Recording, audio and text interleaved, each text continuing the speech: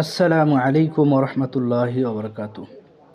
বন্ধুরা, জিন ও জাদুর কারণে যদি কারো যৌন শক্তি নষ্ট হয়ে যায়, যৌন ক্ষমতা কমে যায়, তাহলে আপনারা এই জাদুগুলোকে কিভাবে নষ্ট করবেন, ধ্বংস করবেন এবং এর থেকে কিভাবে শেফা নিয়ে আসবেন, এর থেকে কিভাবে সুস্থতা নিয়ে আসবেন কোরআনী চিকিৎসার মাধ্যমে, কোরআনী ট্রিটমেন্টের মাধ্যমে, আপনাদেরকে আমি এই বিষয়ে ইনশাল্লাহ এক ভাইয়ের রিকোয়েস্টের কারণে আপনাদেরকে এই ভিডিওটা দিচ্ছি এবং খুবই গুরুত্বপূর্ণ এবং কার্যকারী আমল এবং তদবির নিয়ে আমি আপনাদেরকে এই যৌন ক্ষমতা নষ্ট হয়ে গেলে এর থেকে আপনারা কিভাবে ফিরে আসবেন, সুস্থ হবেন, এই জন্য আপনাদেরকে 4টি আমল, 4টি পদ্ধতি বলে দেব এবং প্রত্যেকটি পদ্ধতি খুবই কার্যকারী এবং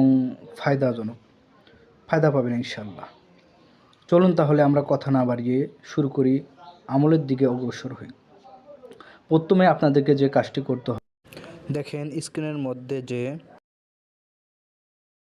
তদবিরটা দেখতেছেন, আপনাদেরকে এটাকে একটি কাগজের মধ্যে লাল অথবা জাফরান কালি দিয়ে আপনাদেরকে লিখে নিতে হবে। এটি লিখে নেওয়ার পর, এই তাবিজটি লেখার পর আপনাদেরকে এই তাবিজটি কোমরের মধ্যে বেঁধে দিতে হবে। তারপরে আপনাদেরকে যে কাজটা করতে হবে, একটি বোতলে বা একটি পাত্রে আপনাদেরকে 250 গ্রাম বা তার থেকে কম বেশি হলে সমস্যা নাই, মধু নিতে হবে। এই মধুর মধ্যে আপনাদেরকে কালো জিরা পরিমাণ মতো,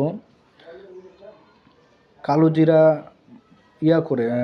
ভর্তা করে বা কালো জিরা চূর্ণ করে আপনাদেরকে এই মধুর ভিতরে দিয়ে দিতে হবে এবং একটি রসুনের খোয়াগুলো বের করে এগুলোকে কাঁচি দিয়ে বা চাকু দিয়ে কুচি কুচি করে কেটে আপনাদেরকে ওই মধুর ভিতরে দিতে হবে। দেওয়ার পরে আপনাদেরকে যে আমলটা করতে হবে, সূরা ফাতিহা 7 বার পরে 7টি ফু দেবেন এবং আয়াতে শেফা, আমরা আয়াতে শেফা আয়াতগুলো স্ক্রিনে দিয়ে দেব, আপনারা দেখে নেন।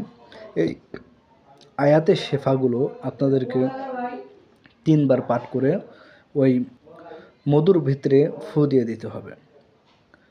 তারপরে আপনাদেরকে যে কাজটি করতে হবে, আফাহাসিবতুম আন্নামা খলাকনাকুম আবাসাও আন্নাকুম ইলাইনা লা তুরজাউন, সূরা মুমিনুনের শেষের আয়াতগুলো আপনাদেরকে পাঠ করে এই মধুর ভিতরে 3 বার পাঠ করে 3টে ফু দিতে হবে এবং শেষে যে আমলটা করতে হবে, সূরা ফালাক এবং সূরা নাস আপনাদেরকে 11 বার করে পাঠ করে ফু দিতে হবে। সূরা ফালাক এবং সূরা নাস আপনারা কিভাবে পড়ে ফু দেবেন সেটা আপনাদেরকে প্র্যাকটিক্যাল দেখে দিচ্ছি। আপনারা মনে করেন একটি মধু নিচ্ছেন, এখানে এরকম পাত্রে মধু নিলেন, এভাবে পড়বেন বিসমিল্লাহির রহমানির রহিম, কুল আউযু বিরাব্বিল ফালাক মিন শাররি মা খলাক ওয়া মিন শাররি গাসিকিন ইযা ওয়াকাব ওয়া মিন শাররি নাফাসাতি ফিল উকদ ওয়া মিন শাররি হাসিদিন ইযা হাসাদ। এরপর সূরা নাস এভাবে পড়বেন, কুল আউযু বিরাব্বিন নাস মালিকিন নাস, এভাবে 11 বার পড়ে প্রত্যেকবারে আপনারা একটি আয়াত পড়বেন, একটি ফু দেবেন, এইভাবে একটি করে সূরা 11 বার পাঠ করবেন, পড়ে ফু দেবেন। তাহলে আপনাদের মধুর কাজ ক্লিয়ার। এবং কোমরে যে তদবিরটা দিয়েছি এটা কোমরে বাঁধার জন্য, এটা কোমরে বাঁধবেন। এরপর আরও কিছু তদবির দিচ্ছি, সেটা হচ্ছে দেখেন স্ক্রিনে দেওয়া যে হরফগুলো দেখা যাচ্ছে, এগুলোকে আপনাকে একটি সোনার পাতের ভিতরে লিখতে হবে। পরিমাণ পর্যন্ত পাত নিয়ে নেবেন, ছোট একটি পাত, যতটুকু লিখতে লাগে।